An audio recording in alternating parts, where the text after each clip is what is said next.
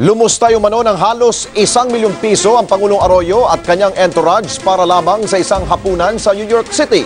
Ito lumabas sa New York Post na agad namang umani ng galit at patikos mula sa oposisyon at maging sa mga ordinaryong tao sa mga blog at iba pang internet sites. Nagpapatrol, Israel Malasa. Hail Mary, full of grace, the Lord is with you. Nakiisa ang Pangulong Arroyo sa pakikiramay ng sambayanang Pilipino sa pagpanaw ni dating Pangulong Cory Aquino.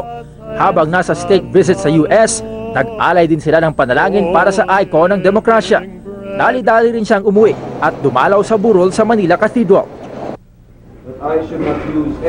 Pero ilang araw matapos ang libing ng dating Pangulo, lumabas sa New York Post ang umano'y ginastos ng Pangulong Arroyo at mga kasamahan sa Le Cirque, isang mamahaling restaurant sa New York.